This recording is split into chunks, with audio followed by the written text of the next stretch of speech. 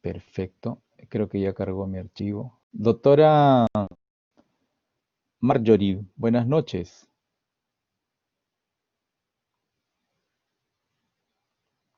¿Me escucha?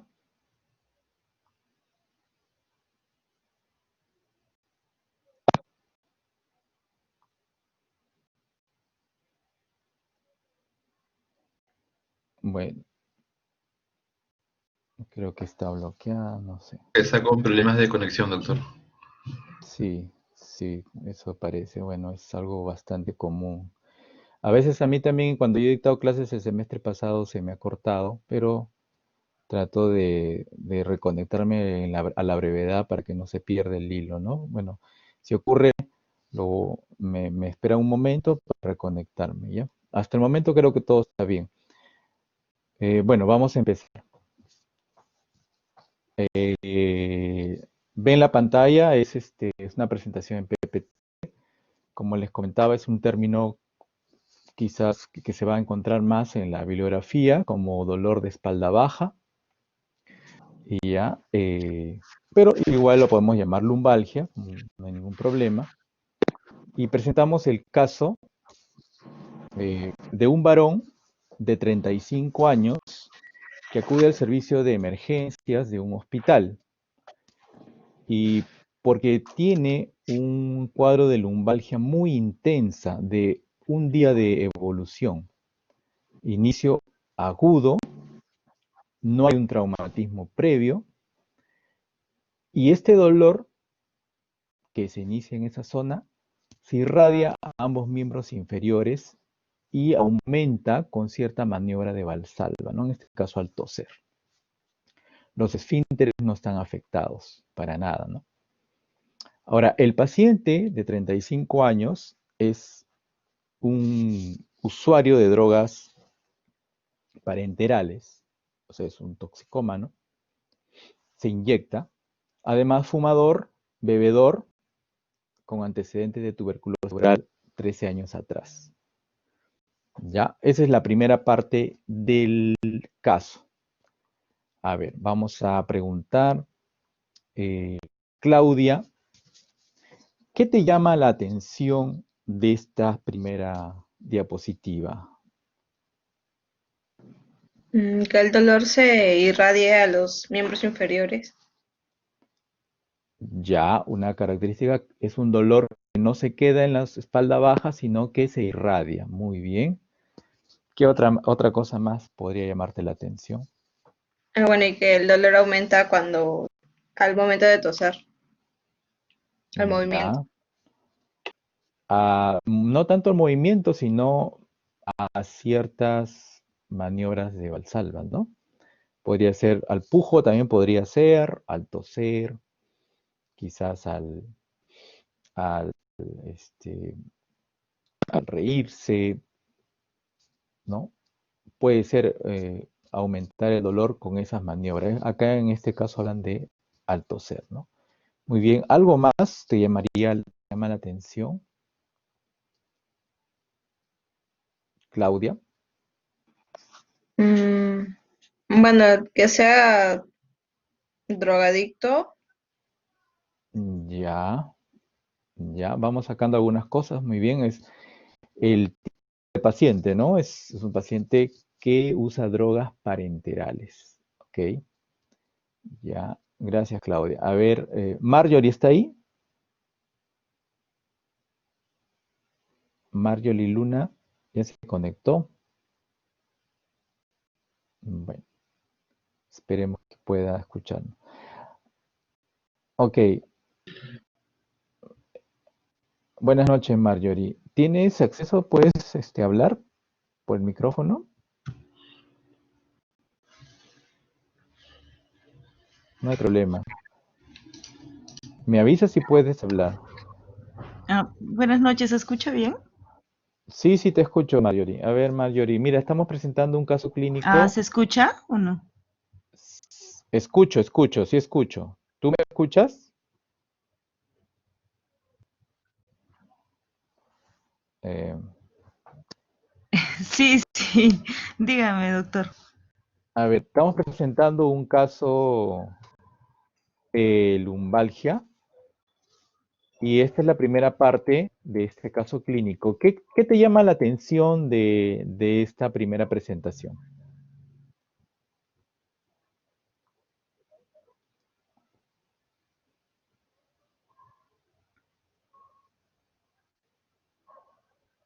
Que el dolor va hacia los miembros inferiores cuando tose, Ya, muy bien. o Ese lo perdón, dijo también Claudia. sí, o sea, más que todo el dolor que se va hacia los miembros Ujú. inferiores.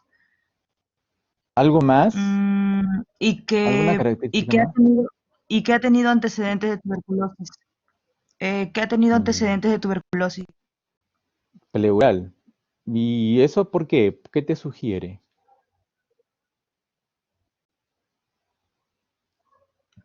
Mm, que ya, bueno, ya hay daño pleural, por lo mismo que ha tenido también antecedentes del hecho de ser fumador. Mm, ya, pero el ser fumador básicamente compromete más las vías respiratorias y el parénquima, no tanto la pleura, ¿no? Si es que hay Mm, algún efecto secundario. A ver, vamos a pedirle a Milena a ver, Milena, primero Milena y luego Marco, a ver, ¿qué le llama la atención a Milena? Sí, doctor. Bueno, también como había mencionado, el hecho de tener un antecedente de tuberculosis pleural, eh, eso indica que el paciente ha sido o es inmunocompetente, posiblemente, y que posiblemente haya tenga otro episodio de tuberculosis, pero esta vez extrapulmonar, que se haya ido a usualmente se va a la zona baja de la espalda, que se denomina la enfermedad de Pott. El mal Podría de ser. Pot, Ujú. ya. Bueno, la tuberculosis vertebral involucra muchas formas clínicas, ¿no? Una de ellas es el mal de Pot, ¿no? Ya te llama la atención por el antecedente, bueno, es un paciente que ha tenido probablemente que tenga un complejo primario pulmonar, ¿no? Y que haya desarrollado el cuadro clínico a nivel pleural, ya más florido, y que es un paciente que quizás se ha reactivado. Tú piensas que se puede haber reactivado y que ahorita puede haber un compromiso vertebral, ¿no? Eso es más o menos lo que yo estoy tratando de comprender, ¿no? Sí, doctor. Ya. ¿Hay algo más? Vean un poquito más, algo más. A ver, Marco. Doctor, yo tomo en consideración el hecho de que es un fumador por más de 13 años. Como usted comentó, el parénquima de este paciente debe estar ya afectado junto con las vías respiratorias, lo Ujú. cual me haría pensar que el paciente es un tosedor crónico. Y Ya. al ser un tosedor crónico, podría referir su dolor o su lumbalgia de repente a un acto mecánico por el hecho de toser convulsivamente. Ya, pero como tú bien dices, Marco, es un tosedor crónico. Qué raro que ahora presente la lumbalgia tan intensa de un día de evolución. Es un cuadro muy abrupto, si te das cuenta, ¿no? Entonces, claro, el toser exacerba el dolor, ¿no? Y puede ser que este paciente sea tosedor crónico, ¿no? Puede haber desarrollado, no sabemos, quizás un EPOC o algún cuadro irritativo, inflamatorio crónico de las vías respiratorias por el tabaco y tose, ¿no? Pero creo que no va mucho esa relación de que el que tosa haga que se haya presentado la lumbalgia, ¿no? Eh, no sé si tienen algo más por ahí, algo más que le llame la atención. A ver, También Claudia. el hecho, sí, también el hecho de que sea fumador puede constreñir algunos vasos que llegan a irrigar la zona lumbar. Tal vez por eso sea el dolor, Mm, al combinarse con ya, el movimiento al ya. Sí, yo más o menos sí te entiendo lo de em, de que los pacientes fumadores tienden a ser fenómenos vasoconstrictores, sobre todo en vasos pequeños, ¿no? Se ha encontrado cuadros coronarios o como factores coadyuvantes, ¿no? Para desarrollar un cuadro coronario, una cardiopatía isquémica, ¿no? Pero no se describe compromiso vascular a nivel de la columna secundario al uso del tabaco, ¿no? Por si acaso sí se pensó. Primero miren, es un varón de 35 años. Entonces ahí ya tienen ustedes algo que analizar. 35 años.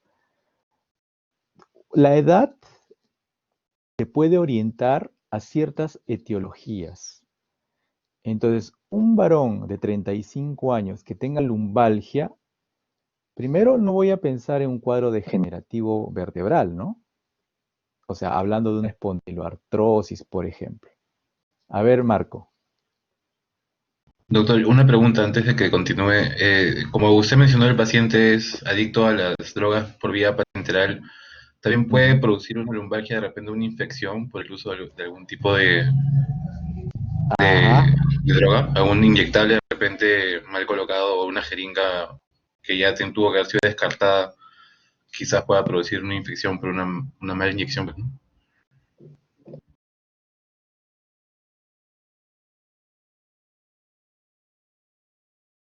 Entender de que quizás estás pensando que el inyectable, ¿dónde se lo coloca? Me imagino de repente en la pierna, en el glúteo. Ya. Un, un- una, un drogadicto usa drogas parenterales y ¿cómo se las aplica? O sea, yo me puedo drogar con en el algo, brazo.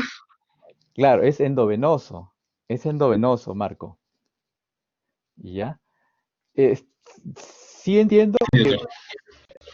puede haber una infección, pero a ver, no es por aplicación local, en este caso tú puedes ir en el glúteo y ha hecho un absceso por la aplicación, eso es independiente, puedes hacerlo con cualquier fármaco, obviamente mal colocado, ¿no? Pero si tú lo quieres relacionar con que es un drogadicto, la vía de ingreso de la droga es por vía parenteral, endovenosa. Pero sí tienes algo de razón por ahí, ¿ah? Porque sí puede haber llegado una infección por vía, Parenteral. ajá, o sea, por vía hematógena, puede haber llegado una infección a nivel de la columna. Eso sí te acepto, ¿no? Es un paciente que usa drogas y que tranquilamente puede ingresar gérmenes al torrente vascular y de ahí puede llegar por vía hematógena, en realidad a cualquier lugar del organismo. Uno de ellos puede ser a nivel de la columna o a nivel paravertebral también, ¿no? Bien, ya va más o menos por ahí, ¿no? Entonces vamos a ordenarnos. 35 años. Entonces, si es 35 años, definitivamente la etiología no va a ser degenerativa. No es poco probable, por no decir improbable, que sea cáncer también, ¿no? Ustedes saben que las neoplasias tienen mayor, pre- eh, la predisposición a las neoplasias es mayor con el aumento de la edad, aunque hay ciertas neoplasias no necesariamente sólidas, hematológicas, que pueden presentarse más tempranamente. Neoplasias sólidas llamamos pues próstata, pulmón, ¿no? Mama, estómago, etcétera. Y las neoplasias líquidas o hematológicas, hablamos pues de las leucemias y los linfomas o los trastornos mielolinfoproliferativos malignos. Entonces, más si yo pienso en un varón de 35 años que pueda ser por una neoplasia, pensaría en una neoplasia líquida, que sí podría debutar con un compromiso óseo, porque ustedes no deben dejar de acordarse que el hueso, la médula del hueso, está llena de células hematopoyéticas. Entonces, neoplasias líquidas sí podrían ser como un cuadro que podría explicar este dolor en este grupo etario. Pero no voy a pensar pues neoplasias sólidas, no voy a pensar enfermedades degenerativas. Un varón de 35 años, así, ya lluvia de ideas, a ver, Milena, Marco, Claudia, aparte de lo que he mencionado, ¿qué otras patologías podrían darle dolor lumbar? O sea, en grupo ya, o sea, vamos, no tan específicas. Por ejemplo, yo digo, em, decimos, por ejemplo, dentro de las neoplasias, las líquidas, ¿no? Ya. Otra etiología, 35 años. A ver, Claudia. No, yo estaba pensando en hiperplasia benigna de próstata, pero tiene 35, Sí, así que claro, o no sea, estoy eso segura. no va. No, pero Ujú. ojo, la hiperplasia benigna de próstata no da dolor lumbar bajo, ojo, Ujú. ¿ah? Da síntomas prostáticos, que es otra cosa, ¿no? El chorro Ok. disminuido, dolor suprapúbico, este, bueno, a veces el tenesmo, el pujo, ¿ya? Esos son otras cosas. Pero a ver, Marco, tú que debes tener un poco menos de esa edad, o mucho menos, supongo. A ver, 27. ya, disculpa. ¿Cuál sería, por ejemplo, a ti no te ha dolido la columna baja, la zona lumbar, alguna vez? Eh, bueno, en mi caso ha sido de repente por un esfuerzo, ¿no? Por cargar algo muy pesado, por agacharme mal de repente, ¿no? El momento de cargar algo muy Claro, pesado. exacto.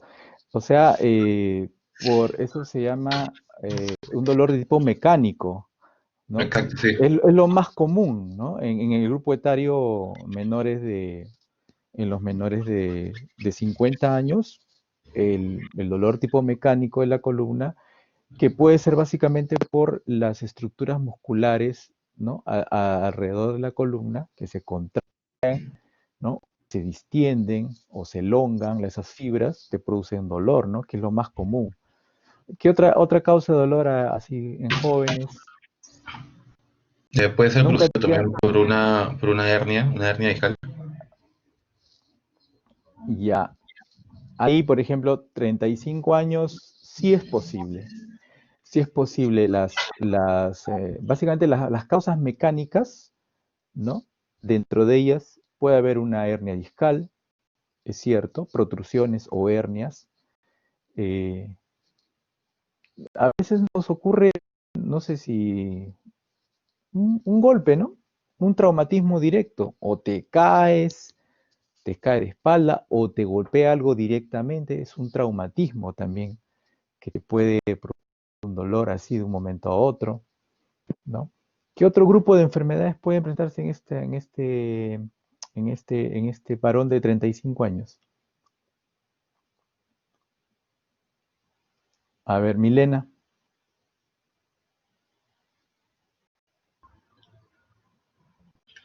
Mm, no sé, que posiblemente ha habido una compresión en las raíces, Ya, la compresión en las así raíces, como si fuera parecido a un del ciático, me parece, pero, o sea, que sea cualquiera de la zona lumbar, cualquier raíz.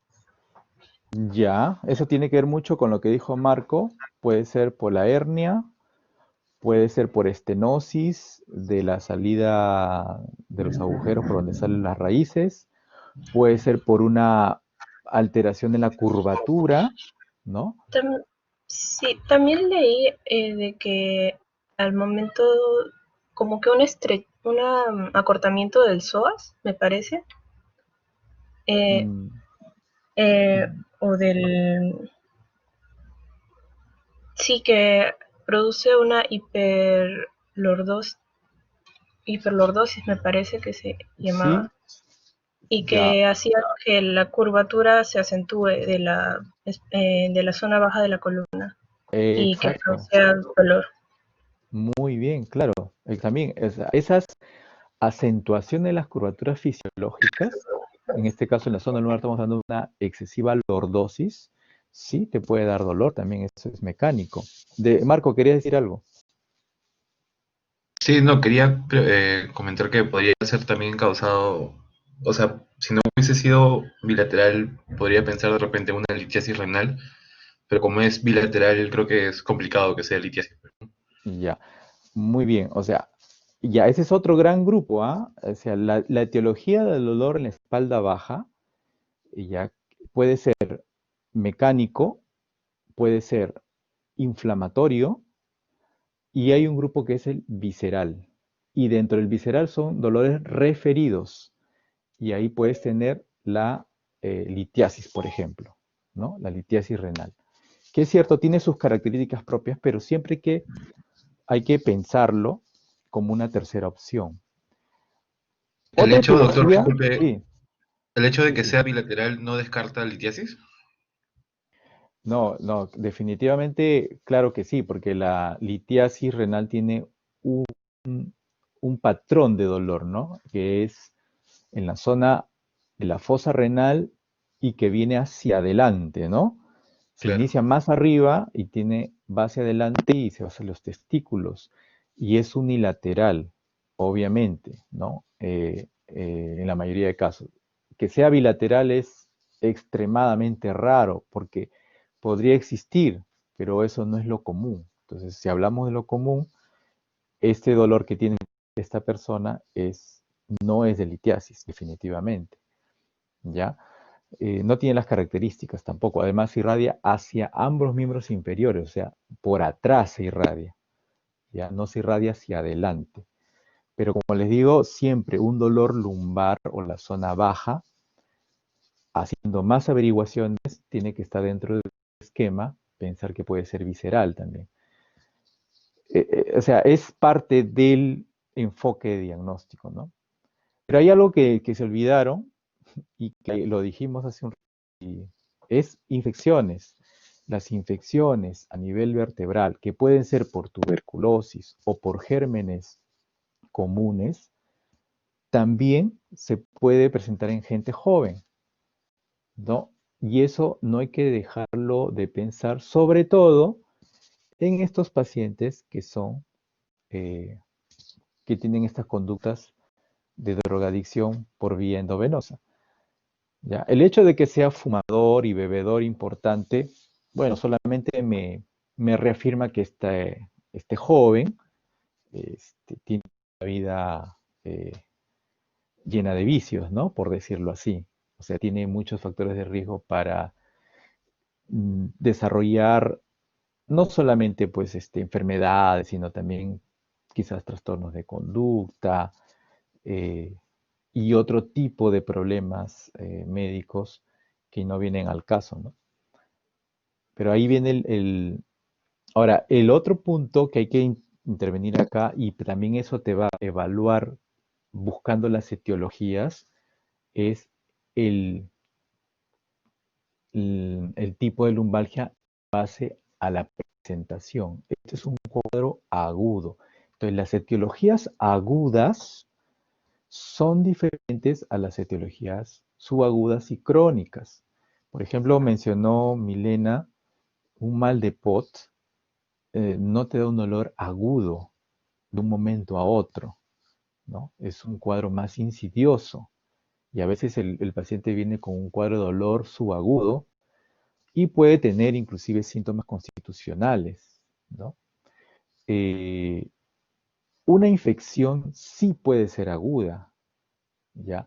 Mucho más, yo pensaría un cuadro agudo, un traumatismo, un dolor mecánico, ¿de acuerdo? La mayoría de gente va a las emergencias porque de un momento a otro han hecho un esfuerzo, etcétera, y tienen un dolor intenso, a veces que no, les contrae toda la pierna y piensan pues que ya que no van a mover, la llevan a la emergencia y bueno, se les interroga y han tenido en las últimas horas previas algún tipo de sobreesfuerzo, una mala rotación de la columna o algún tipo de traumatismo. Entonces, eso te da un cuadro bien agudo, ¿ya? Eh, si yo pienso, como les decía, una neoplasia líquida en este joven, tipo linfemia, linfoma, no es tan agudo el dolor, ya no es tan así agudo, intenso. Son dolores que tienen un tiempo de instalación y que van gradualmente aumentando y que está asociado, por ejemplo, a otras manifestaciones sistémicas como alteración de los componentes de la sangre. Pues las plaquetas se pueden alterar, los glóbulos rojos se pueden alterar, y entonces quizás eso es lo que más le llama la atención al paciente más que la lumbalgia, ¿ya? Entonces también hay que ver la presentación para yo más o menos ir. Si hablamos de una persona mayor, una espondiloartrosis, no te da un dolor así, ¿no? Pero si yo hablo, por ejemplo, de un paciente que ha tenido osteoporosis, la osteoporosis no duele, pero de repente se le fractura la vértebra por aplastamiento, le va a doler en ese momento. Pero yo ya tengo la historia de que este es un paciente mayor o sino una mujer mayor que probablemente ya tenía osteoporosis por algunos estudios previos y de repente, claro, le duele intensamente de un momento a otro porque la vértebra se fracturó, ¿no? Hay que tener en cuenta estas situaciones para más o menos enfocarnos, ¿ya? Entonces, este joven, 35 años, no hay traumatismo, es un paciente que tiene un factor de riesgo para infecciones por diseminación hematógena y que inicia con un dolor intenso de 24 horas de evolución y que se irradia hacia ambos miembros inferiores. Bien. Cuando este paciente ingresa, en la exploración física, que es importante, cuando le hacen el examen en la zona lumbar a la palpación, generalmente lo que se hace es la palpación de las espinas, las apófisis espinosas, el llamado signo de el dandy, ya no encuentran dolor, ¿no? Tampoco no hay deformidades antiálgicas o antálgicas lumbares, ¿no? O sea, no adopta una posición antálgica, por decir, a veces, ¿no? Por una contractura en grupo muscular, a veces tú ves que la curvatura se altera, o sea, el eje se altera de la columna justamente porque se contrae un grupo paravertebral, ¿no? Y a veces esa posición lo mantiene con la mejoría del dolor, ¿no? No había eso. La fuerza y la sensibilidad son normales, ¿ya? O sea, había un dolor, pero no repercutía en la fuerza ni la sensibilidad. Y los reflejos osteotendinosos son normales y simétricos. Con este primer párrafo, ¿qué cosa estaría descartando, Milena?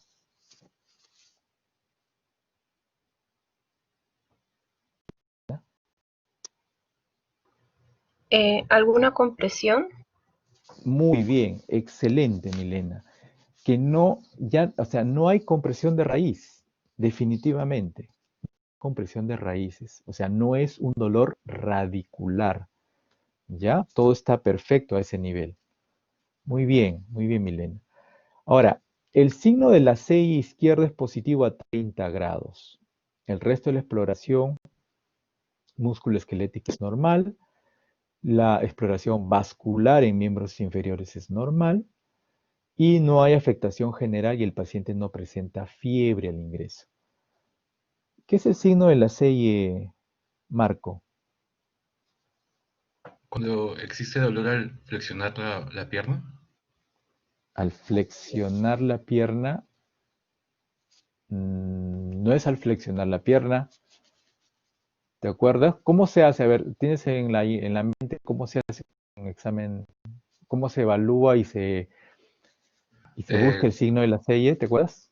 sí, perdón, es cuando el paciente está, bueno, está echado y se le pide que vaya alzando la pierna, una de las dos piernas, Y ya, en y realidad se, el movimiento es, claro, puede ser activo o pasivo.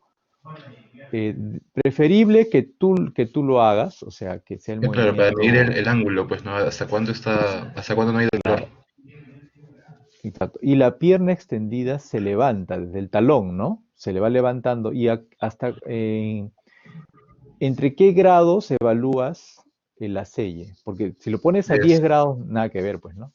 de ¿Cuántos 30 grados? a 70, 80 grados. Entre 30 y 70 grados, perfecto, ¿no? Entonces ahí lo que haces es evaluar si presenta qué, al levantar la pierna, qué cosa debe referirte la persona. Si mal no recuerdo, doctor, era un dolor en la zona lumbar, justamente. Ya, pero es un dolor tipo, hay, claro, hay dolor, pero hay una irradiación, porque tú estás evaluando una rama del nervio ciático, ¿no? Claro. Que ya, entonces lo que vas a presentar es dolor irradiado, ¿no? Hacia la parte posterior del miembro, pero sobre todo asociado a parestesia, ¿no? A hormigueo, a calambre, en esa misma, de esa misma distribución, ¿ya? Y hay un signo complementario que se hace cuando ya levantas la pierna y a veces el paciente tiene un LACEIE aparentemente negativo, pero hay un signo que tienes que adicionalmente buscar. El signo ¿te acuerdas? Bueno, De ¿De Brayer, ¿te Braga? acuerdas? ¿Ah? Ujú. ¿Claudia? China de Braga. Bragar, muy bien, excelente, excelente, ¿no? Es hacer la dorsiflexión, ¿de acuerdo? ¿No? Dorsiflexión, claro. Eh, Del pie que está examinándose, ¿no? Y esto, si sale positivo, ¿qué te está diciendo? O sea, ¿qué podría sugerir con el ACEIE positivo y Bragar positivo? A ver, Claudia, ¿qué podría decir? ¿Qué está pasando? Que hay una tensión en el nervio. Y No ya, sé pero ¿qué cómo. raíz, más o menos? mm, Puede ser al L5, las raíces que están más abajo, en la zona Muy lumbar. bien, muy bien. L4 y L5. Esas raíces las valoras con la selle. Muy bien, Claudia. Muy bien. Em, y posiblemente te sugiera que hay una compresión de esa raíz, ¿no? Ahora, este paciente tiene el lado izquierdo. Ahora, el problema es que la especificidad, mejor dicho, la sensibilidad es más o menos 85%, pero la sensibilidad es muy baja, ¿ya? Eh, no es excluyente un signo de la selle para decir, ay, acá hay una hernia, acá hay una compresión, etcétera. ¿No? ¿No? Pero ayuda dentro del estudio de los demás, con otros tipos de exámenes que se tienen que complementar. Pero lo curioso es que acá es en el lado izquierdo y es positivo a 30 grados. Pero no, en la bibliografía, bueno, este de aquí es de una revista, no menciona más, no ahonda más en este hallazgo. ¿Ya? Bien, no, aparentemente no hay compresión, es el ACE izquierdo, puede ser un distractor, ¿ya? Pero la fuerza, sensibilidad, reflejos, todo está bien. Es un paciente que no luce enfermo tampoco al momento del ingreso. Le hacen una radiografía de la zona lumbar en dos proyecciones y no muestra ninguna alteración ósea significativa.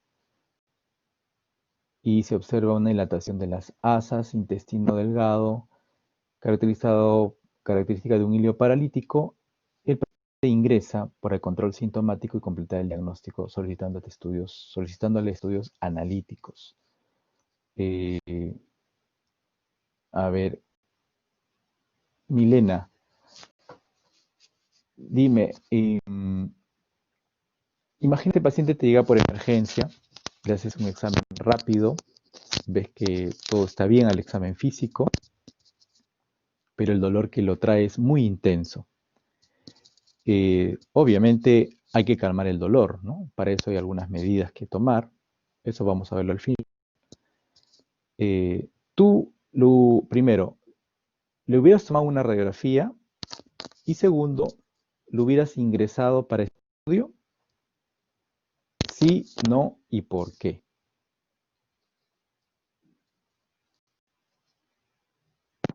Milena.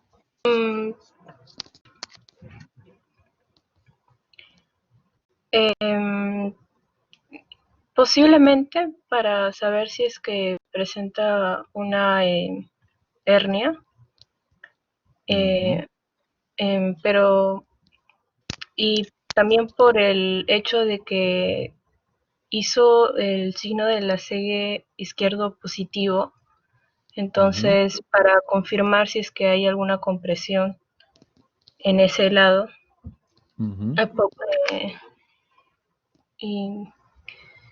y si es que no mostraba, supongo que buscar otra causa.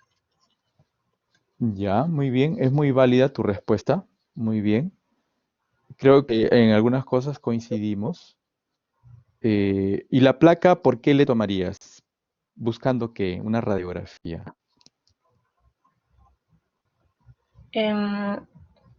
Una alteración en el disco intervertebral o en la vértebra de las partes de la espalda baja. Ya. Claro, o sea, tú piensas que puede haber, o sea, que esto puede ser una compresión radicular por ese signo de la selle, y con la radiografía lo que estás buscando quizás alguna alteración en el eje, quizás algún tipo de alteración anatómica de la vértebra, indirectamente algún compromiso del disco, que te explique esa compresión, ¿no? Esa compresión radicular que se puede estar manifestando, ¿no? Ya, sí, está bien, te doy la derecha, muy bien. No, y algo más, Marjorie, ya vino Marjorie. Marjorie. ¿Se escucha? Sí, Marjorie, se escucha. Creo que tienes que tener Disculpe, confianza en ti misma. sino que mi internet está muy lento. Hola, señal. Ya. Marjorie, a ver, te hago una pregunta general. ¿Cuándo pides una radiografía de columna lumbar? ¿O Dígame. qué te interesa ver cuando pides una radiografía de columna lumbar?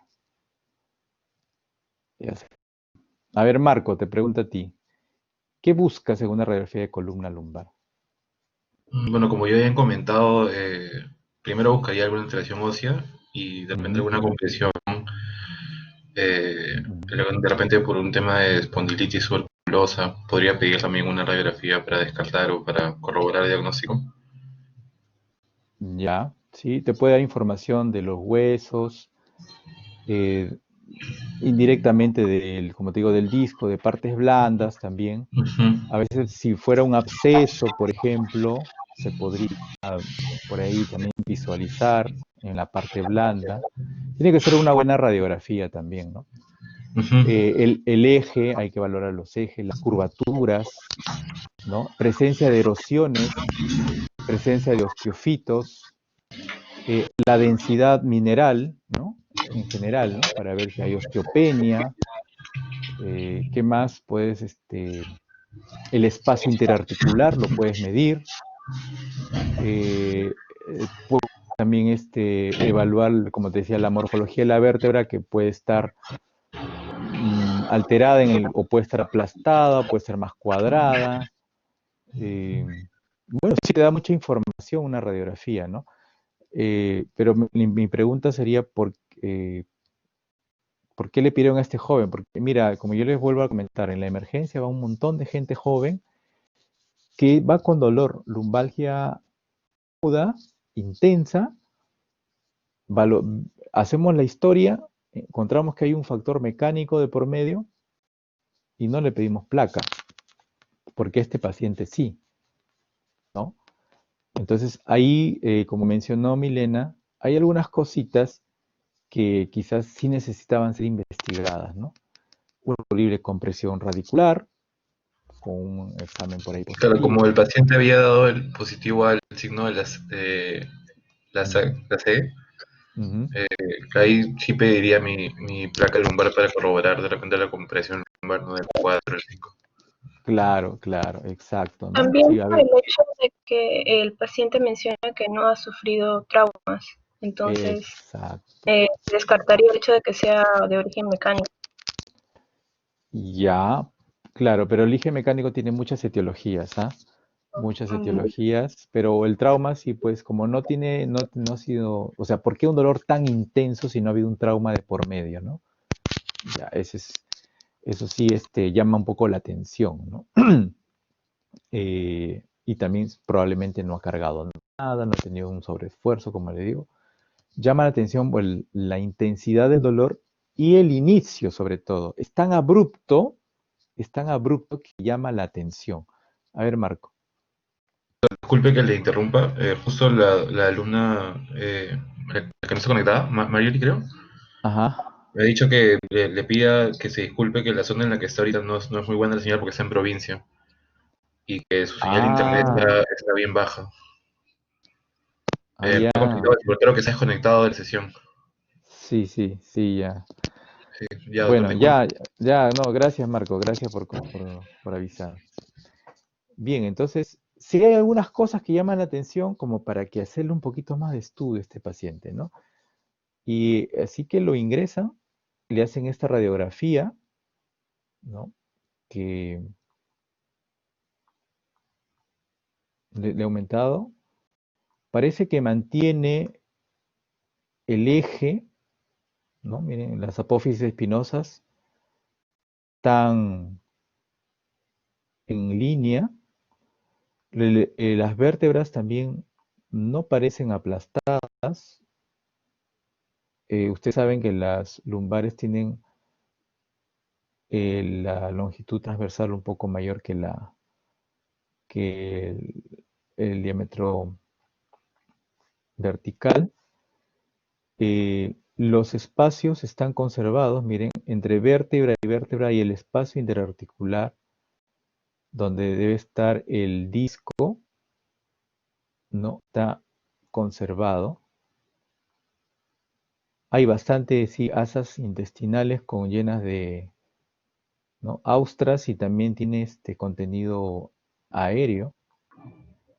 Y en la radiografía de columna lateral, hasta donde se puede ver, no hay desplazamientos, no hay osteofitos. Estas, a veces, algunas protrusiones que se ven, por ejemplo, acá, ¿no? Este es el disco y se ve como una protrusión hacia adentro de la vértebra.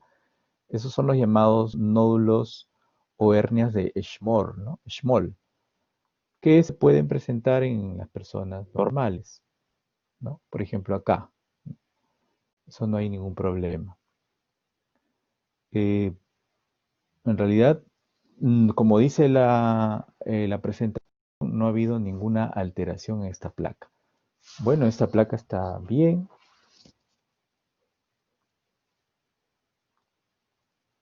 Pero ¿qué pasa? Lo ingresan al paciente y un día posterior del ingreso, el paciente hace fiebre. Ya, esto ya es algo nuevo, es un signo de alarma, es ¿cómo le llaman? Una bandera roja le llaman, red flags.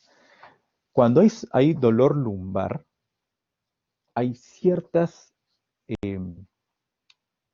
signos o ciertos hallazgos que te tienen que hacer pensar que algo más está pasando, ¿no? Uno de ellos es la fiebre que lo presta este paciente.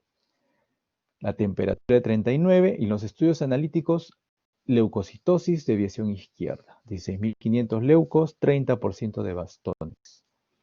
La PCR se eleva y se le hace algunas serologías virales.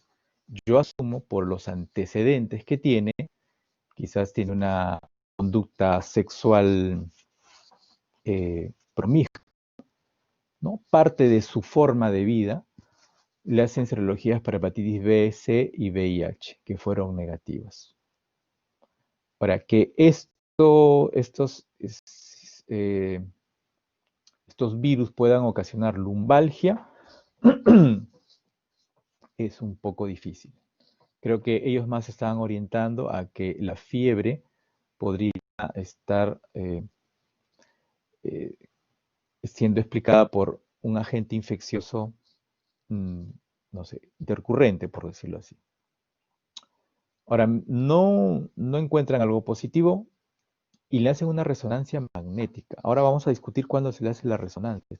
La resonancia magnética descarta hernias discales, ¿ya?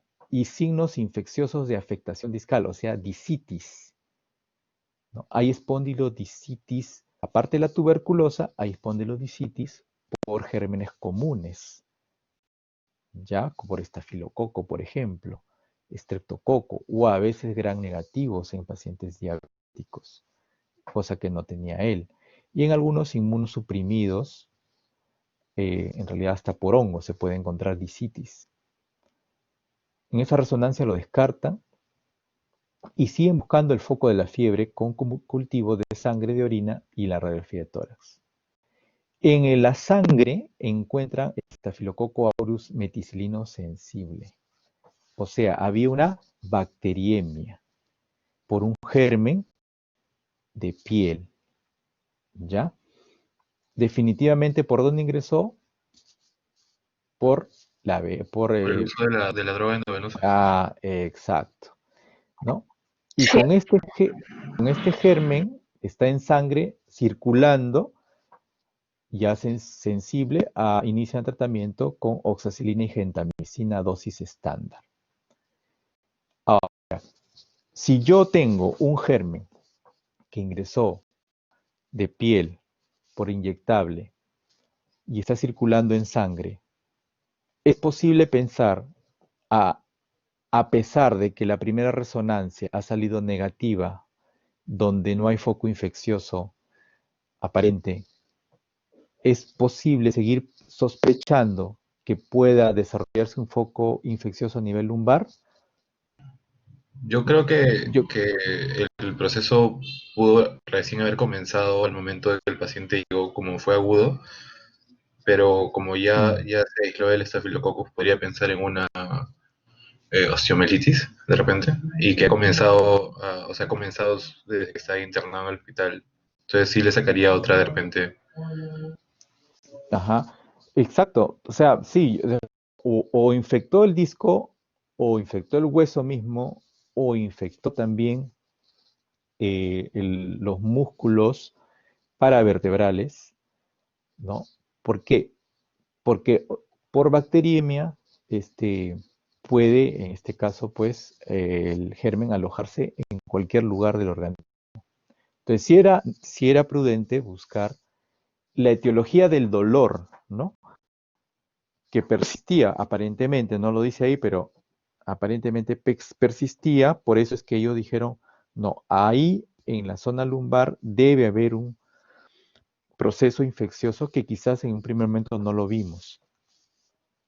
Y es así, esta es la primera resonancia, ya a la altura de L5 más o menos, estos son los músculos paravertebrales, la primera resonancia, pero vean la segunda resonancia que le hacen 2 semanas después de la primera y encuentran esta, miren los músculos, la L5, ¿no? Acá está la vértebra, acá está la zona de la médula y miren los músculos paravertebrales y ven acá una hipodensidad, ¿no? En todo caso, una región hipointensa, le llaman en resonancia, ¿no? Que no había al principio. Esto sugería un absceso. Y acá hay una imagen de la misma resonancia en corte sagital, donde se ve el absceso. Pero es un absceso de partes blandas, ¿ok? No es un absceso vertebral o del disco, es en partes blandas, en este caso el músculo. Y acá, en la tomografía, donde señala la flecha, también se ve componente hipodenso, ¿no? En también estructuras, la zona superior del glúteo, por ejemplo, y en los músculos por delante de la articulación sacroiliaca. Entonces, eso ya lo encontraron posteriormente. O sea, en un principio no lo ubicaron porque recién se estaba formando este, este absceso, pero probablemente sí había un proceso inflamatorio incipiente que condicionó el dolor intenso y que luego se organiza ya en forma de un absceso.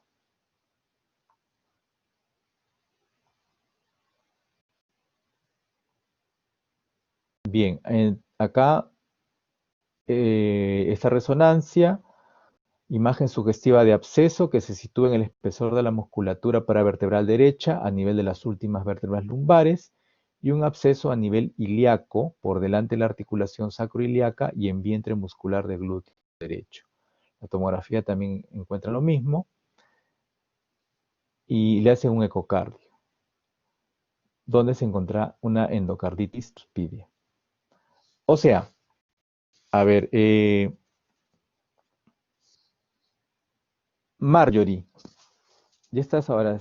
Bueno, Marjorie, si puedes contestarme, eh, ¿por qué le hacen una ecocardiografía al paciente?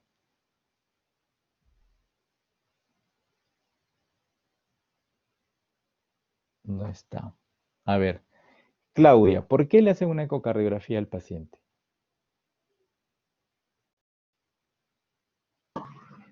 Tal vez porque la infección que tiene el paciente fue ingresó por el torrente sanguíneo, Ujú, que puede llegar rápido al corazón. perfecto. Ingresa por vena y llega al corazón. ¿Y dónde se aloja? Si va a ser una infección en el corazón, ¿en qué aparato, en qué estructura del corazón podría alojarse el germen y formar pequeños abscesos, inclusive, o pequeños nidos de gérmenes? En el pericardio, No, el pericardio está por en el, fuera. Es en el perdón, en el endocardio. endocardio, muy bien. Y parte del endocardio, pues son las válvulas están recubiertas de endocardio, ¿no? Y ahí se forman las llamadas VG.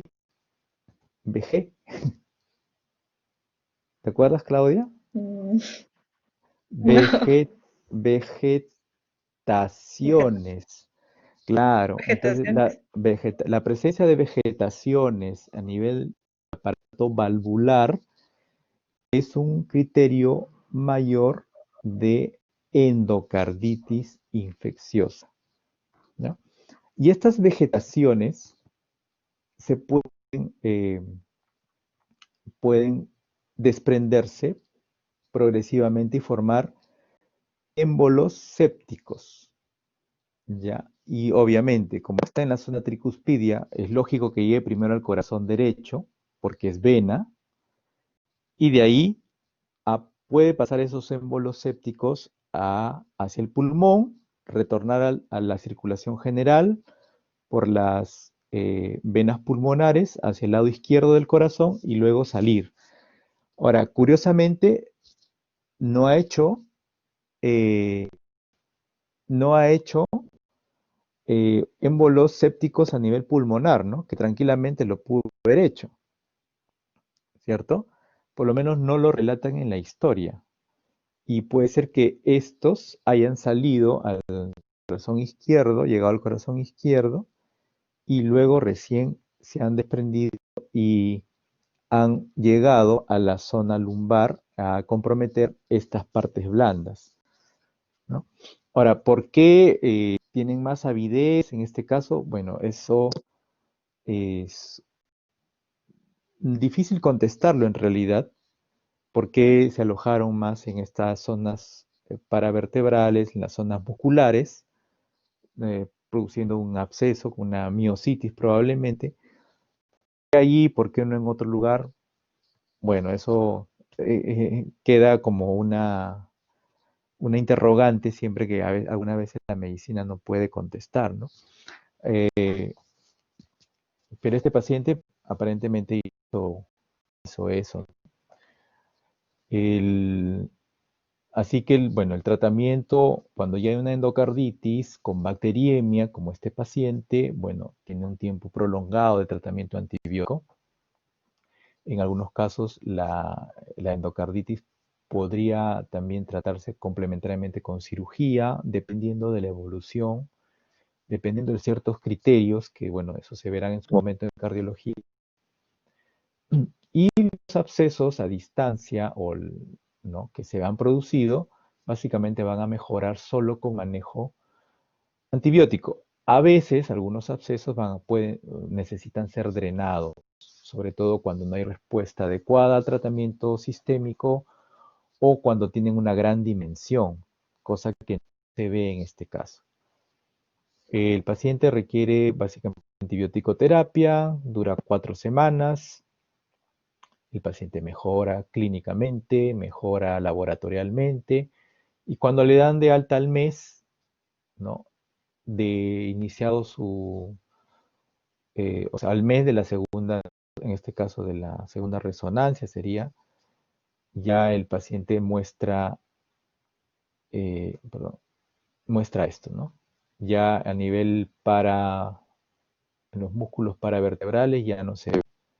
Y en el corte sagital, en la resonancia tampoco se ve el absceso, ¿no? Eran pequeños en realidad, pero tuvieron una resolución satisfactoria con manejo sistémico. Dentro de las etiologías, esto sí lo puse aquí, que ustedes tienen que considerar de dolor en la espalda baja como diferenciales, tienen obviamente el dolor mecánico, dolor tipo mecánico, que se caracteriza ¿por qué? Cuando yo digo que es un dolor mecánico, a ver, Marco, ¿qué características tiene un dolor mecánico? Y eso lo van a escuchar en reumato porque van a decir, ¿es inflamatorio o es mecánico? Te van a ver siempre. El dolor. Porque se puede exacerbar por actos como la tos, de repente. Ya, sí, claro, es cierto, pero en realidad no es eso, disculpa, no es tanto eso, se exacerba con algo, y cede con algo, con una condición. O puede ser que tienen posiciones antálgicas, la mayoría de dolores causados por Ya, los los mecánicos. mecánicos, ya, eso significa que te tienes que quedar quieto. Claro, O sea, ¿cede con qué?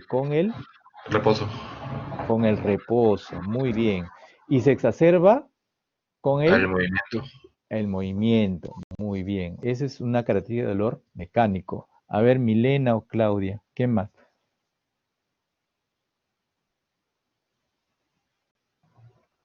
Justo iba a mencionar eso que mejora con el reposo y empeora con la actividad física. Claro, exactamente. Ese dolor mecánico no está asociado tampoco a rigidez. Ya, esa es una característica del dolor inflamatorio, por ejemplo.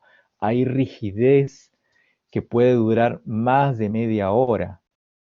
En el dolor mecánico, si hay rigidez, tiene una duración muy corta, pero generalmente no hay rigidez, ¿no? Entonces, el inflamatorio, está rígido y para soltar tiene que pasar un buen tiempo, ¿no? Eh, El inflamatorio, a diferencia del mecánico, tiene una mejoría con la actividad y tiene una exacerbación al reposo. Inclusive el dolor inflamatorio puede despertarte en la noche, puede ser nocturno y a veces mejora cuando el paciente que está echado en su cama le duele y mejora y se sienta y mejora. Otra cosa más que tiene el inflamatorio es que el dolor va, o sea, tiene intensidad muy alta. Este dolor inflamatorio es muy intenso, muy intenso. Eh, hay rigidez también. Hay algunas, siempre es bueno establecer ciertas características clínicas, ¿ya? Hay scores, ¿no? Ahora vamos a verlo. Entonces, de tipo mecánico, ustedes ven acá las etiologías. Enfermedades degenerativas, espondilolistesis, hernias, estenosis espinal, fracturas, enfermedades congénitas, como alteraciones en la curvatura, espondilolisis, ¿no?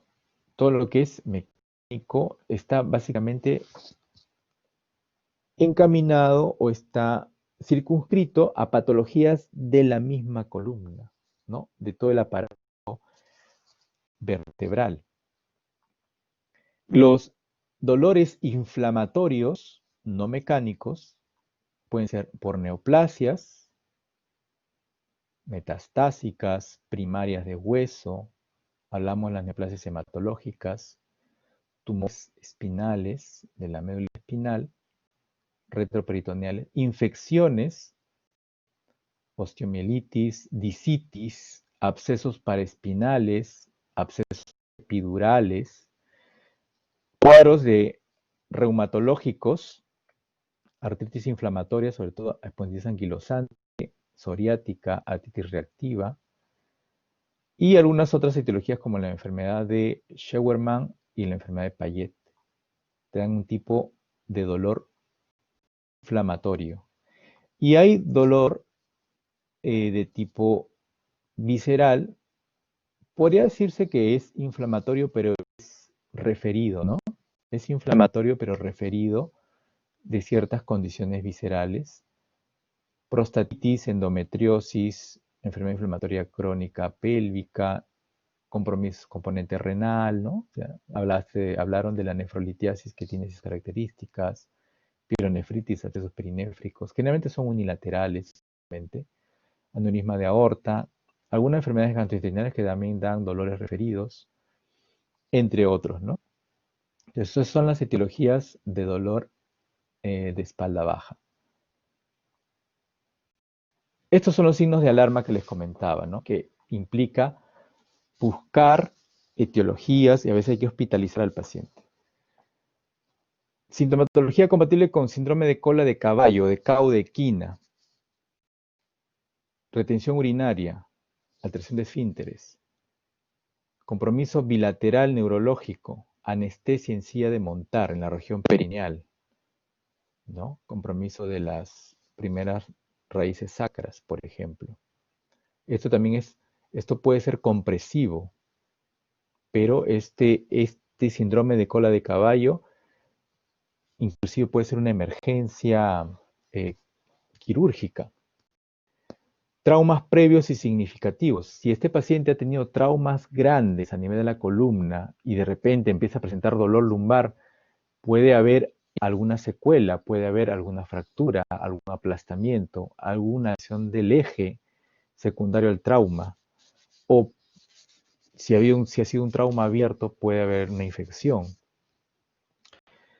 Historia de proceso maligno previo. Claro, una mujer tiene un cáncer de mama de años de evolución y tiene dolor lumbar, lo que primero que voy a pensar es que está haciendo una metástasis, ¿no? Un paciente con enema de próstata también, ¿no?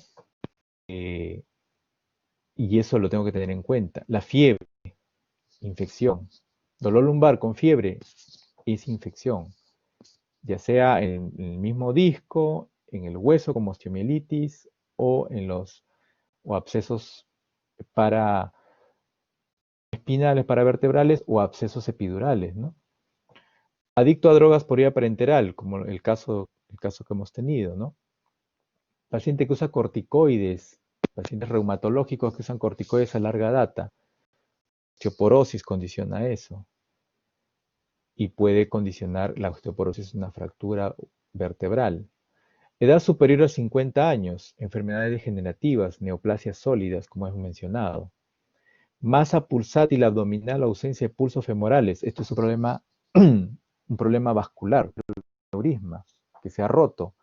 Puede ser una coartación de aorta abdominal, pero sobre todo cuando es masa, un aneurisma disecante, por ejemplo. Una disección de aorta, disculpen, también puede ser. Entonces, esos son signos de alarma con dolor lumbar, dolor nocturno constante y dolor que empeora con el decúbito. Eso también hay que tener en cuenta. Eso obliga a hacer estudios mucho más exhaustivos de la etiología. Bien, ¿hasta aquí alguna pregunta? ¿Algún comentario? Doctor, ¿y las asas dilatadas, las asas intestinales que se vieron dilatadas, entonces no era nada, no era relevante para el caso? No era relevante, ¿no? No era relevante. Si nos hubieran dicho que el paciente estuviera estreñido, por ejemplo, y hubiera hecho retención urinaria, eso sí podría ser un trastorno esfinteriano y podría estar asociado a dilatación de asas. Y ahí yo pensaría quizás en un síndrome de Caudequina, ¿no? Una mielopatía compresiva. Pero no, parece ser que este, eso puede haber sido quizás por el dolor, a veces hay un hilio secundario, ¿no? Cuando hay un dolor intenso, secundariamente las asas no se movilizan. Parece ser eso nada más, ¿no? No era relevante, como dices, ¿no? Bien, a ver, entonces la lumbalgia es un término bastante general, tiene una prevalencia en 18.3%, y al mes de 30.8, ¿no? O sea, es casi un tercio de casos por mes se van a dar a nivel mundial, más común en mujeres y en aquellas personas que van entre 40 y 60 años. Esto es de manera general y obviamente cuanto el país es más desarrollado, el dolor lumbar va a ser más prevalente, ¿no? Por el tipo de actividad sedentaria sobre todo, o sea, bueno, hay mucho sedentarismo, es cierto, cuando hay oficinas, que puede darte un dolor paravertebral, pero también, obviamente, el desarrollo va ligado a ciertas actividades económicamente importantes para un desarrollo de un determinado país, y esas actividades a veces hay mucha actividad física, ¿no? De por medio, que también va a condicionar dolor. O sea, por los dos lados, ¿no? Es un síntoma más que una enfermedad y el 90% está catalogado como no específico. El desencadenante pueden ser factores físicos o psicosociales, ¿ya? Ahora, cuando uno tiene una lumbalgia, hay que enfocarla en tres grandes grupos, ¿no?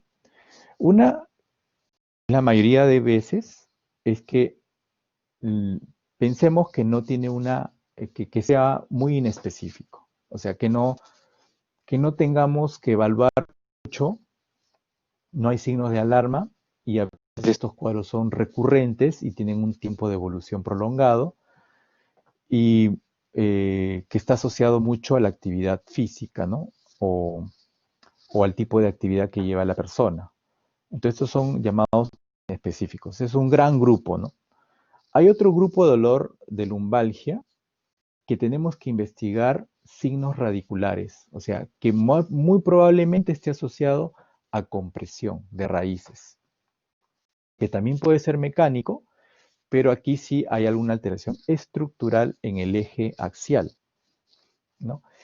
Y hay otro gran grupo que es de tipo no mecánico, ¿no? En el cual sí hay que buscar una etiología específica.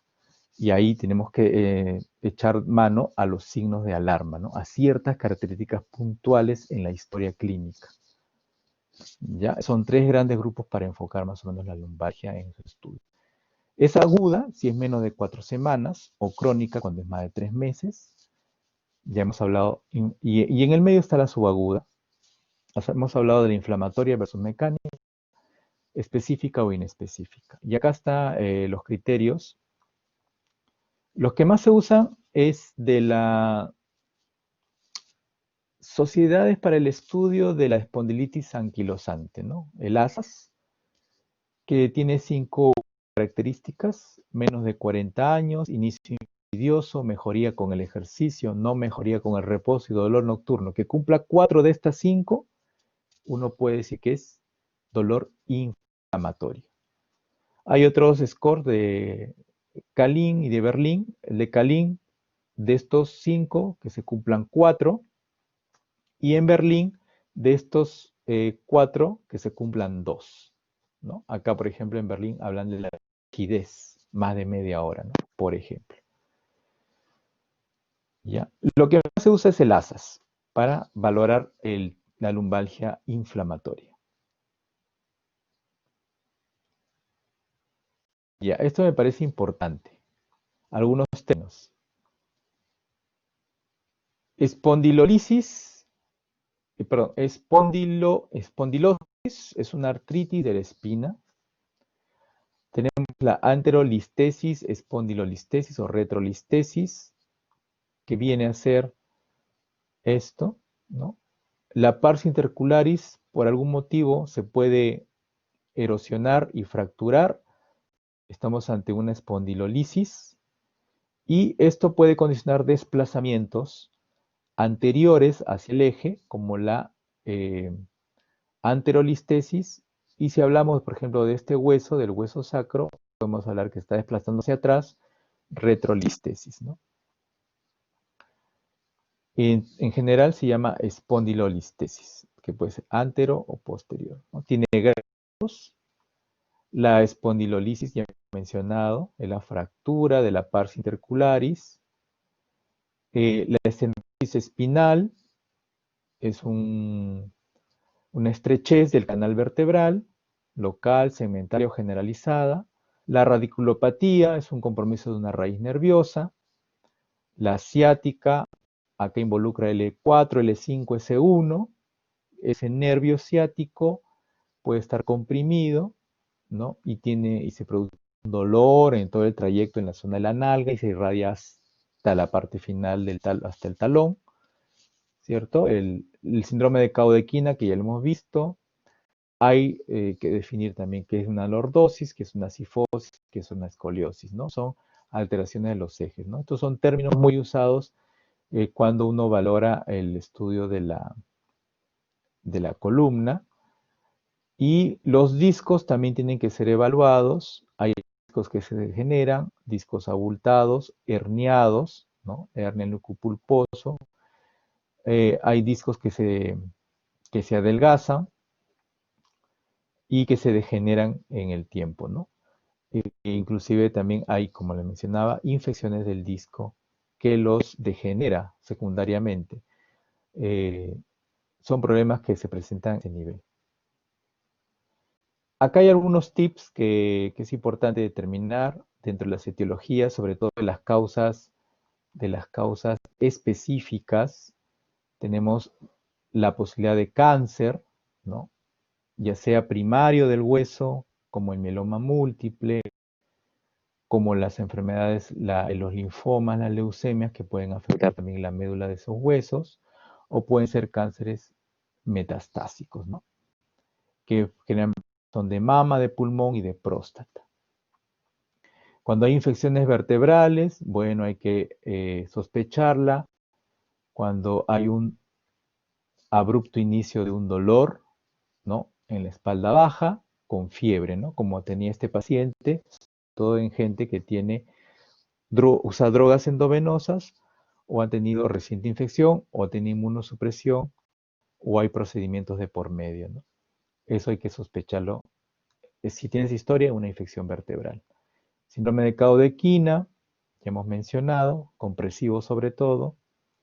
Fracturas vertebrales que comprimen también raíces, en este caso, en caso de cuando son pacientes con osteoporosis, usuario de glucocorticoides, traumas significativos o la edad avanzada.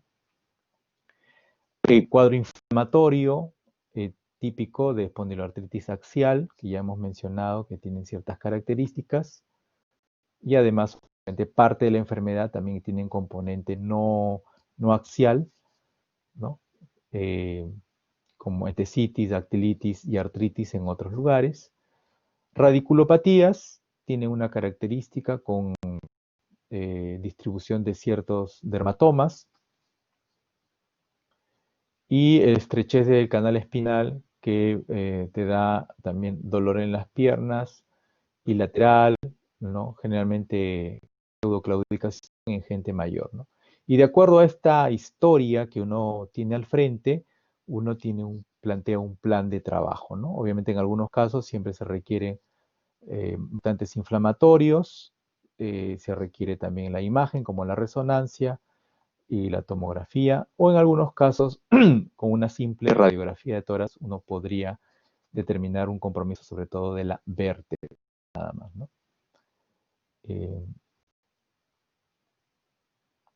Este es otro punto importante, que es cuándo pedir la imagen, ¿no? Entonces, por ejemplo, si uno estamos acá hablando pacientes con cuadro agudo de menos de 4 a 6 semanas de dolor de lumbalgia, entonces aquí si se excluye que haya tenido un trauma, hay que evaluar si tiene signos de radiculopatía o síndrome de Caudequina. Ok, ya Claudia, no te preocupes, ya estoy terminando, no hay problema, ¿no? Y si tiene estas condiciones neurológicas de emergencia, hay que hacerle la resonancia, ¿no? Y ser evaluado por el especialista para poder solucionar el problema inmediatamente. Si no, hay que valorar la historia de cáncer, ¿no? Y si tiene cáncer previamente, hay que evaluar la posibilidad de una imagen con una evaluación también complementaria por el oncólogo. Si no ocurre esto, habría que ver si tiene riesgo para cáncer. En este caso, evaluar pues si tiene una historia previa, si tiene algunos síntomas constitucionales, eh, riesgo genético, etcétera. Si es así, se empieza con una placa de columna más reactantes inflamatorios sobre la velocidad de sedimentación. Si esa radiografía sugiere un posible cáncer, entonces hay que evaluar la malignidad completamente. Pero si la placa es normal, pero la velocidad de sedimentación es alta, hay que ir a una resonancia. Si no es así, hay que evaluar signos de infección espinal. Si tengo esa sospecha, moderada alta, le hago la resonancia, como el caso, y si es baja, pido reactantes inflamatorios, el paciente tenía una PCR elevada, y si es así, le vamos a pedir la resonancia. Si no es así, bueno, la imagen ya nos estaría planteando, ¿no? Si tiene riesgo de compresión, fractura por compresión de vértebra, hay ciertas características, una radiografía simple. Si no es así, bueno, hay que valorar ya estos casos, son inespecíficos. Si no cumple con ninguno de los anteriores, son inespecíficos y en ese caso se da una terapia conservativa por 4 o 6 semanas. Y si no mejoran los síntomas, en ese caso, pues habría que manejarlo como un dolor lumbar bajo subagudo, ¿no? Que tiene otro tipo de algoritmo. Y en cuanto al tratamiento, esto básicamente está enfocado al gran grupo de lumbalgias inespecíficas, ¿no? Donde no arroja ninguna historia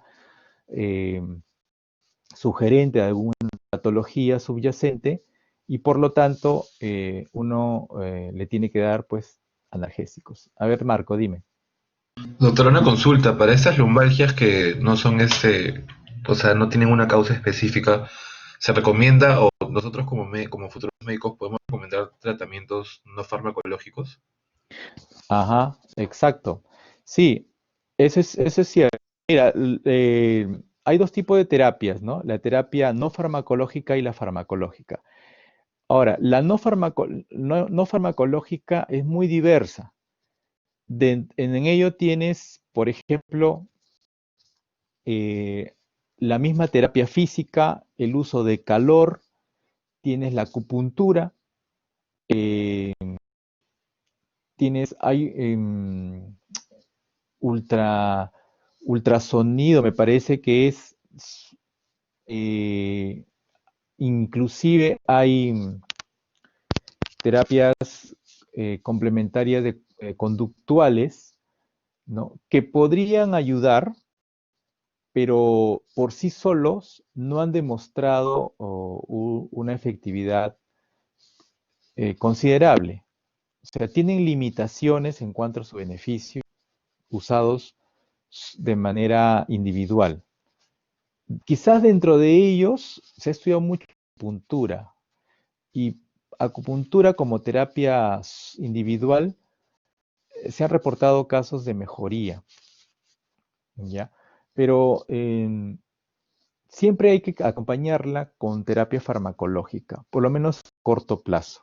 Es lo que se recomienda, ¿no? No es que no es que no se pueda dar terapia no farmacológica, sí, pero trata de complementar la terapia farmacológica. Y hay muchos estudios con respecto a las terapias no farmacológicas eh, que, como les mencionaba, la evidencia no es muy alta, ¿ya? En algunos casos, algún tipo de terapia con ejercicios, de ejercicios indicados por un terapista podían ser un poquito más beneficiosos que otro tipo de terapias que otro tipo de terapias no farmacológicas, ¿ya? Pero en general la evidencia no es muy grande, ¿no? Eh, como terapia individual, ¿no? Siempre hay que acompañarla de terapia farmacológica. Y dentro de la terapia farmacológica, en el cuadro agudo, bueno, siempre hay que empezar del escalón más bajo hacia el escalón más superior. El escalón más bajo es AINES y paracetamol. Ahora, el problema de los AINES, que son mejores que el paracetamol, son los efectos adversos, porque se tienen que usar dosis bastante altas. Lo que se recomienda en dos AINES está básicamente el ibuprofeno, pero usando, por ejemplo, a 400 miligramos cada 6 horas. Y esto puede condicionar daño a nivel digestivo, ¿no? Digestivo alto. Eh, También se puede usar otro tipo de como aspirina, pero dosis muy altas también, más de casi 3 gramos al día. Eh, la indometacina, que tiene una buena potencia. Otro tipo de AINES selectivos, Celecoxib, ya. Aunque aparentemente estos últimos son seguros, no es del todo cierto, ¿no? Entonces, el problema de los AINES es que la dosis que se usa son altas para tener un buen beneficio, pero se producen muchos efectos adversos. Ahora, comparado con el paracetamol, no hay ninguna diferencia en cuanto a efectividad. Pero el paracetamol, la ventaja que tiene es que hay menores efectos adversos. Y el paracetamol también debe usarse en dosis altas. Se recomienda, por ejemplo, 600 miligramos 4 veces al día, ¿no? Máximo 3 gramos al día. Se puede dar inclusive hasta 1 gramo cada 8 horas. Máximo 3 gramos al día. Eh, los beneficios tampoco son, o sea, los estudios no han demostrado tampoco que sean, pues, que controlen completamente el por sí solos. Es por eso que se recomienda la terapia coadyuvante con las medidas no farmacológicas. Ahora, entre la analgesia, si uno ya con AINES o paracetamol no mejora el dolor, puedes usar relajantes musculares, asociar relajantes musculares. Y esos relajantes musculares, sobre todo, no benzodiazepínicos, perdón, benzodiazepínicos, como la ¿Clorfenamina? eh, no, norfenadrina no, ciclobenzaprina. Sí, La sí. ciclobenzaprina es el mejor relajante muscular que se puede asociar a un AINE o al paracetamol, ¿ya? Eh, Esa sería una segunda línea, ¿no? Asociar relajantes musculares. Y la tercera línea sería Uso de opioides. manejar opioides. Entre los opioides, el tramal, ¿no? El tramal por elección.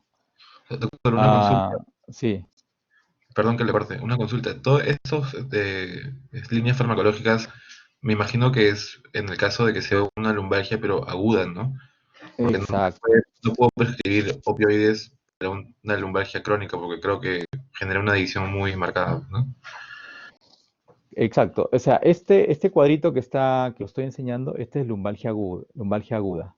Esto es en la emergencia, por ejemplo, y que es inespecífica en la mayoría de casos, como te digo, mecánico, muy probablemente asociado al tipo de actividad que hacen, y se le da por cortos periodos nada más, ¿no?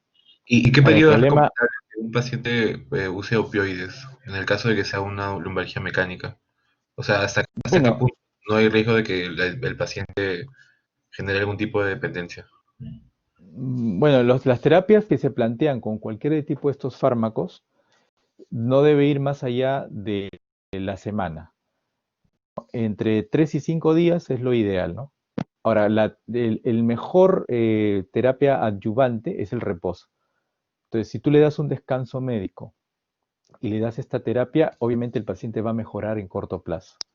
Si el paciente sigue haciendo actividad, sigue eh, haciendo lo que hacía Así es, y no, en todo caso, obviamente no le va a calmar el dolor y va a requerir más dosis gradualmente y más tiempo. Y eso no es lo único, lo que uno quiere, ¿no? Por eso las terapias no deben pasar más de una semana y hay que darle después su descanso. Hablo del 90% de los cuadros inespecíficos que requieren su reposo. Si hay la posibilidad de darle alguna terapia no farmacológica adicional, no hay ningún problema, también se le puede brindar, ¿no? Y el periodo es corto de tratamiento. Ahora, pero no te asuste mucho de los opioides, Marco. ¿Por qué? Porque hay cuadros de lumbalgia, en este caso estas son subagudas y crónicas, donde las terapias, por ejemplo, como AINES, paracetamol, a mayor tiempo ya no se indican porque estas tienen alteraciones sobre la función renal y sobre las otras complicaciones. Entonces, estas terapias habituales que se usan en el cuadro agudo dejan de tener una efectividad, por decirlo así, por los efectos adversos que van a producir. Entonces ahí entran a tallar, por ejemplo, antidepresivos tricíclicos y los opioides, ¿no? Los antidepresivos tricíclicos como amitriptilina puede usarse a dosis bajas y con incremento gradual para mantener la analgesia pues prolongada, de manera prolongada. Y también las terapias, obviamente no dejar de dar las terapias no farmacológicas, ¿no? Y dentro de los opioides, sí hay opioides, sobre todo combinados con analgésicos menores, ¿no? Sobre todo el paracetamol, que es bien usado para asociarlo al tramal, para asociarlo a la oxicodona, por ejemplo. Y esa combinación controla mejor el dolor a larga data. Es cierto que también se corre el riesgo de que el paciente haga dependencia y haga tolerancia, ¿no? Y el paciente requiera pues más dosis para calmar su dolor. Pero para eso también están las terapias no farmacológicas, ¿no? Entonces hay que jugar un poco con estos grupos de terapias para manejar el dolor y obviamente identificar cuál es la causa probable de que este dolor permanezca mucho tiempo y hay que intervenir sobre esa causa, ¿no? Si hay que modificar estilos de vida, hay que modificar. Si el paciente tiene sobrepeso, hay que decir que baje de peso. Si el paciente trabaja en una determinada actividad, ver la forma de que pueda hacer otro tipo de actividad o que tenga algún tipo de elemento protector, por decirlo así, de la zona lumbar, ¿no? Entonces, hay que buscar la manera en estos pacientes. Es un poco difícil, pero hay que buscar la manera de modificar ciertas conductas, ¿no? En el trabajo, en la actividad física, en la vida diaria, etcétera, ¿no? Ya. ¿Alguna pregunta? Nos quedamos dos nomás. ¿Tiene alguna pregunta, En el alguna caso de observación? pacientes, en el caso de pacientes adulto a mayor con comorbilidades o con distintos diagnósticos, ya de repente hipertensión, cardíacos, en el caso de ellos, las terapias, creo que ahí sí aplicarían más que nada las no farmacológicas, ¿verdad? Claro, la idea es en los pacientes mayores evitar la polifarmacia, ¿no? Claro, Por aparte de las interacciones, el hecho de que puedan condicionar mayor daño en algún órgano, un sistema, ¿no? Claro, hay que buscar las terapias no farmacológicas. Eh, a propósito de eso, a veces se ha documentado, por ejemplo, infiltraciones a nivel de la columna para, dicen, mantener infiltraciones con corticoides, ¿no? Para mantener un periodo eh, libre de dolor con el uso del corticoide de depósito, ¿no? Y eso está contraindicado, ¿no? No se debe usar. Hay otras terapias, no sé si llamarle farmacología, pero son intervencionismos donde hay bloqueos radiculares. Hay pacientes que tienen dolor crónico. Yo tengo un paciente, por ejemplo, que veo porque tiene polio. Y este paciente ha tenido polio y tiene una secuela. Y la secuela de polio hace que su columna, por el hecho de tener una discapacidad, tiene una escoliosis marcada. Y esto le produce un dolor constante. Él usa opioides, ya larga data. Opioides, antidepresivos tricíclicos, usa benzodiazepinas también, pero no le calma el dolor, ¿no? Y sí es hecho dependiente del opioide, lamentablemente. Entonces a él se le planteó, por ejemplo, un bloqueo, ¿no? Un bloqueo radicular, y eso es una manera de intervenir farmacológicamente, pero también te da un tiempo solo limitado de analgesia, ¿no? Porque el efecto pasa y hay que volverlo a hacer, ¿no? El problema de las inyecciones es que puedes llevar gérmenes hacia la zona vertebral, ¿no? Y puede haber unas complicaciones. Entonces, hay que buscar estrategias en estos pacientes con dolor crónico, sobre todo, para controlar eso, que es lo que más los aqueja y más impacta sobre su calidad de vida, ¿no? El dolor. Ah, bien, ¿alguna pregunta más? ¿Alguna observación?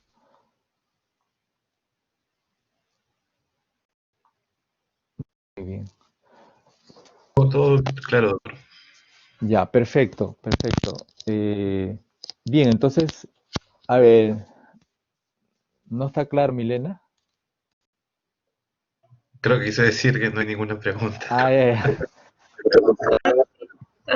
Sí, Me ha bajado la moral, Milena.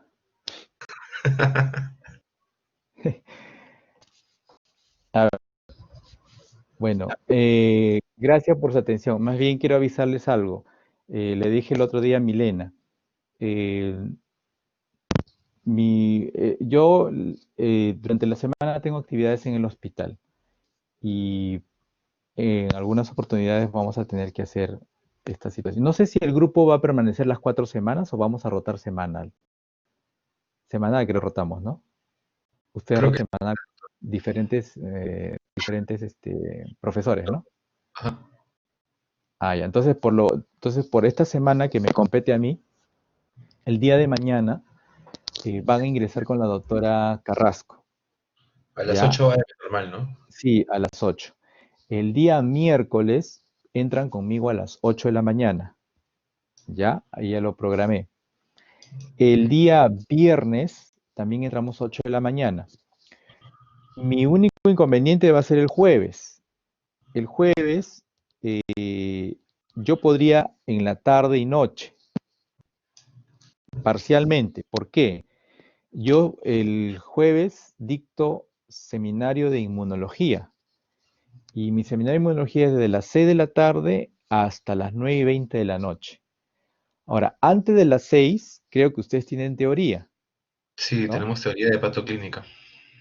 Y ya, Sí, justo y mencionaron eso.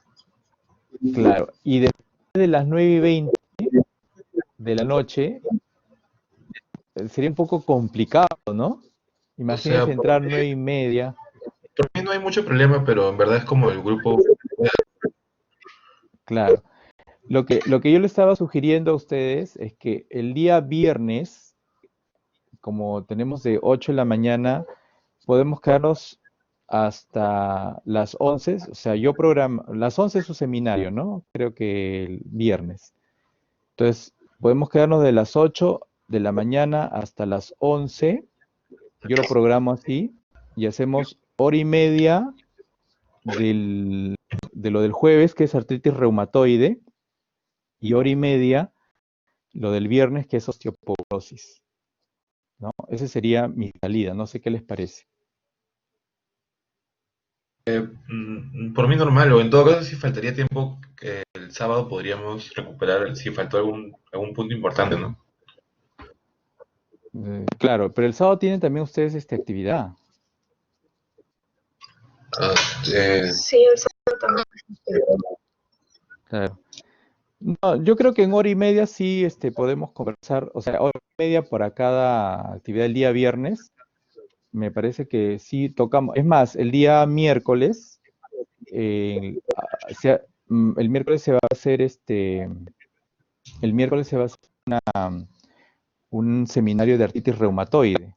Entonces, más o menos su compañero va a hablar un poco de artritis reumatoide. Y el jueves era la práctica sobre artritis reumatoide. Entonces, creo que dándolo el viernes, iniciamos el viernes en la mañana con artritis reumatoide y después completamos con osteoporosis. Creo que ahí saldamos las cuentas, ¿no? ¿Qué les eh, parece? Porque no tengo guardia todo el día, no va a poder. sí, normal, no hay problema, creo. Ya, ¿qué dice Milena, la delegada? Ah, sí, normal, podría juntarse los dos temas Ya, el día viernes. ya, excelente, excelente. ¿Y Mario está de acuerdo también? Ah, dice que sí, dice que sí. Sí, te entiendo, Marjorie. Ya me comentó Marco ya.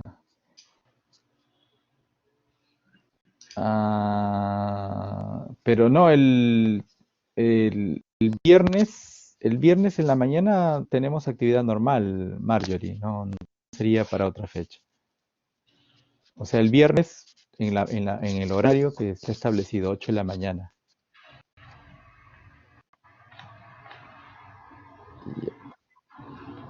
Ya, entonces así quedaríamos y ya el jueves nomás va a ser imposible. Igual, claro, ajá, exacto, Milena.